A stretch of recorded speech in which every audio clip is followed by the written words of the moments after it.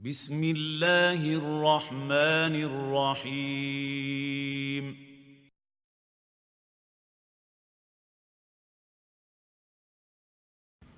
السلام علیکم ورحمۃ اللہ وبرکاتہ۔ فضیلت الشیخ محمد بن جمیل زینو رحمۃ اللہ علیہ کی مشہور و معروف کتاب توجیہات اسلامیہ کے اردو ترجمے کا 5واں درس سماعت فرمائیں، جس کا عنوان ہے اللہ تعالیٰ کہاں ہے۔ محترم سامعین، وہ اللہ جس نے ہمیں پیدا کیا ہے، اس نے ہم پر یہ بھی فرض کیا ہے کہ ہم پہچانیں وہ کہاں ہیں، یہاں تک کہ ہم دلی طور پر اپنی دعاؤں اور نمازوں کے ساتھ اس کی طرف متوجہ ہوں۔ اور جو شخص اپنے رب کی یہ پہچان بھی نہ کر پائے وہ کہاں ہے، وہ ایسا ضائع ہوا کہ نہ تو اپنے معبود کی طرف متوجہ ہو سکا اور نہ ہی حق عبادت ادا کر سکا۔ اللہ تعالیٰ کا اپنی مخلوق پر بلند ہونا اس کی ان صفتوں میں سے ایک صفت ہے جو قرآن مجید اور احادیث صحیحہ میں وارد ہوئی ہیں، جیسا کہ اس کا سننا، دیکھنا، کلام کرنا اور رات کے آخری تیسری حصے میں پہلے آسمان پر نازل ہونا، اور اس کے علاوہ وہ دوسری بے شمار صفات باری تعالی ہیں، کیونکہ سلف و صالحین اور فرقہ ناجیہ اہل سنت والجماعہ کا یہی عقیدہ ہے کہ ان صفات باری تعالی پر جو اللہ تعالیٰ نے اپنی کتاب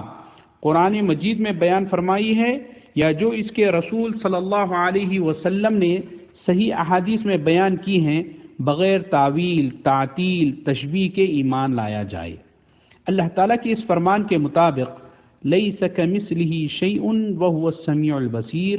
کوئی چیز اس کے مشابہ نہیں اور وہ سب کچھ سننے اور دیکھنے والا ہے۔ اور جب یہ تمام صفات باری تعالیٰ ہی ہیں اور ان میں سے اس کا اپنی مخلوق پر بلند ہونا بھی ایک صفت ہے، جو اس پر ایمان لانا اسی طرح ضروری ہوا جس طرح اس کے بلند ذات پر ایمان لانا ضروری ہے۔ یہی وجہ ہے کہ امام مالک رحمۃ اللہ علیہ سے اللہ تعالیٰ کے اس فرمان الرحمن علی العرش استوى، وہ رحمان عرش پر مستوی ہوا کی تفسیر دریافت کی گئی تو آپ نے فرمایا اس کا بلند ہونا معلوم ہے لیکن کیفیت کا کچھ علم نہیں، اور اس پر ایمان لانا واجب ہے۔ اے میرے مسلمان بھائی، ذرا آپ امام مالک رحمۃ اللہ علیہ کے اس فرمان پر غور تو فرمائیں کہ انہوں نے اللہ تعالیٰ کے عرش پر مستوی ہونے پر ایمان لانا ہر مسلمان کے لیے واجب قرار دیا ہے، اور استوا کا معنی اللہ تعالیٰ کا بلند ہونا ہے، اور اس استوا یا بلندی کی کیفیت کا اللہ تعالیٰ کے علاوہ کسی کو کچھ علم نہیں ہے۔ جو صفات باری تعالیٰ قرآن مجید میں اور احادیث صحیحہ سے ثابت ہیں، ان میں سے ایک صفت اللہ تعالیٰ کا بلند ہونا بھی ہے، اور بلا شبہ اس کا بلند ہونا آسمانوں سے بلند ہونا ہے۔ لہذا ہر وہ شخص جو اس کی اس صفت سے انکار کرتا ہے اور ان سب آیات قرآنیہ اور احادیث نبویہ کا منکر ہے تو اس کی اس صفت پر دلالت کرتا ہے کہ رفعت اور بلندی ایسی صفت کمال کی اللہ تعالیٰ کے وجود سے نفی کرنا بالکل جائز نہیں ہے، لیکن پھر بھی بعض متأخرین فلاسفہ سے متاثر ہو کر ان صفات باری تعالیٰ کی تعویلات کرتے ہیں جو آیات قرآنیہ میں واضح طور پر بیان کی گئی ہیں، اور اس سے بہت زیادہ مسلمانوں کے عقائد خراب ہو رہے ہیں۔ وہ کمال درجے کی صفات باری تعالیٰ کو باطل قرار دیتے ہیں اور سلف صالحین کے طریقے کی مخالفت کرتے ہیں۔ صفات باری تعالیٰ میں سلف و صالحین کا طریقہ ہی سب سے زیادہ صحیح اور ٹھوس علمی ہے۔ کیا ہی اچھا کہا ہے کسی نے، کل خیر فی اتباع من سلف و کل شر فی اتباع من خلف، سلف صالحین کی اتباع میں جو کام کیا جائے وہ نیکی ہے، اور جو بعد میں آنے والوں نے اپنے پاس سے طریقہ ایجاد کیا وہ برائی ہے۔ محترم سامعین، خلاصہ کلام یہ ہے، تمام صفات باری تعالیٰ جو قرآن مجید اور صحیح احادیث میں مذکور ہیں ان پر ایمان لانا واجب ہے۔ ہمارے لیے ہرگز جائز نہیں کہ ہم صفات باری تعالیٰ میں تفریق پیدا کرتے پھریں، پھر کچھ مان لیں، کچھ کو ظاہر پر محمول کریں اور کچھ کی تعویل کر دیں۔